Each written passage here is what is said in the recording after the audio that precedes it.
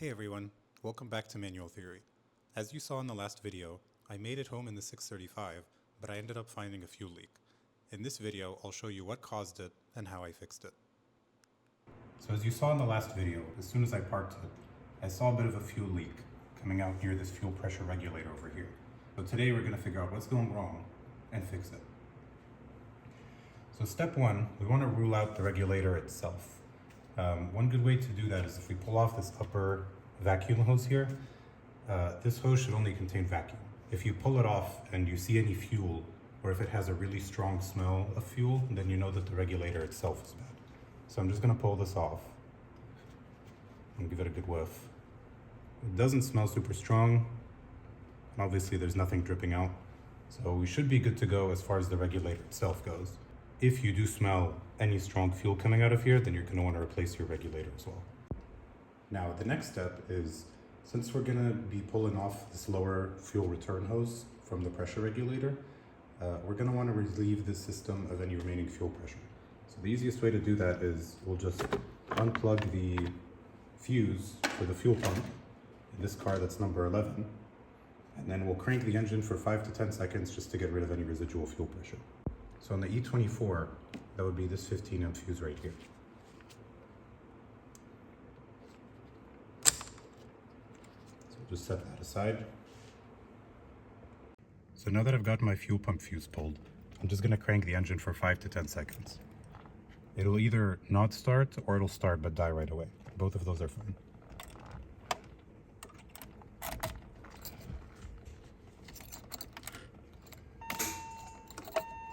As expected, I don't hear the fuel pump running.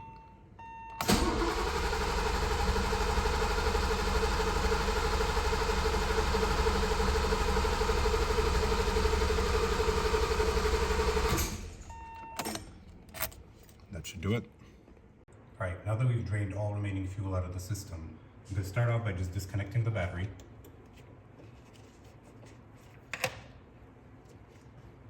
And now we're going to undo these two bolts around the fuel pressure regulator. So on my car, these ended up being two 5mm hex screws, but your mileage may vary. So we're just going to undo both of these.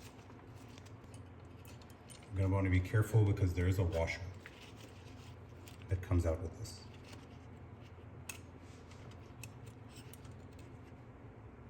Just like that.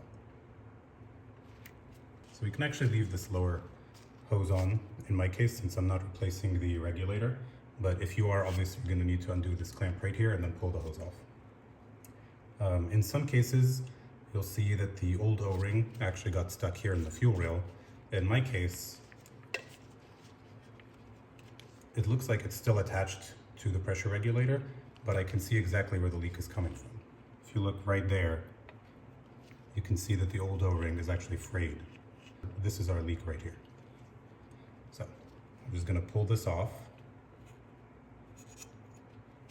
If your old O-ring is stuck here, you can use a pick, but just be gentle because you don't want to scratch the surface here. I'll give a close-up of what my old O-ring looks like. As you can see, it's pretty frayed right there. Here's our new one on the right compared to the old one on the left. You can see they're the same size, same material and everything. Just the left one is torn and the right one is not.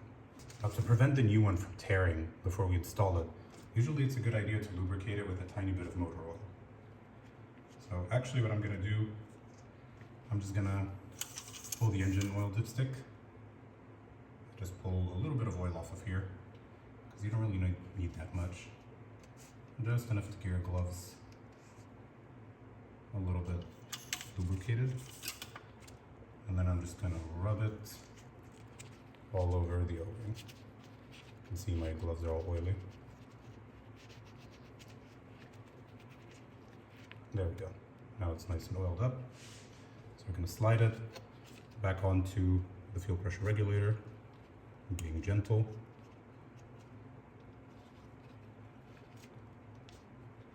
There we go. And now this should pop into place with a nice, satisfying thunk. Perfect. Should feel like it's in there pretty firm. Okay, I'm going to tighten that hose clamp back up, make sure we don't have any leaks.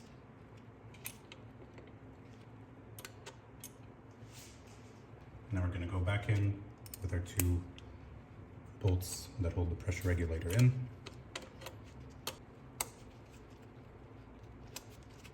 Make sure everything is nice and tight. I'm gonna pop our little vacuum line back on.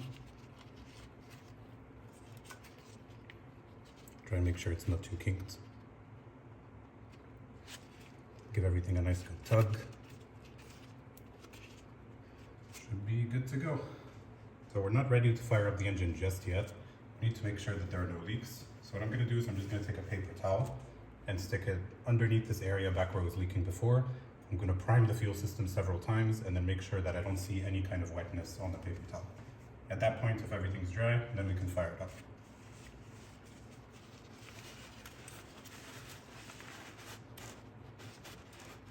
So like this, the paper towel is right underneath that O-ring, the connection point between the fuel pressure regulator and the fuel rail. So I'm just gonna prime the fuel system. Again, don't start the engine yet. Make sure that there are no leaks first. Okay, now that I've done that a few times, I'm just gonna pull our paper towel. And as you can see, it is perfectly dry. Well, all that's really left now is to fire it up, triple check for any more leaks, and then take it for a test drive.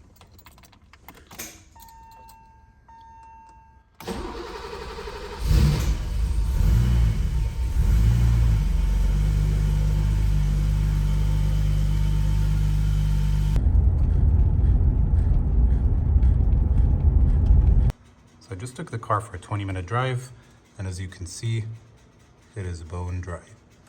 I don't see any fuel at all. Just stick a little paper towel down there, being careful, of course, not to touch that hot coolant hose. It's completely dry, just a little bit dusty. So I think we're good to go on this one. And of course, remember to subscribe for future videos and improvements on this car. Thank you.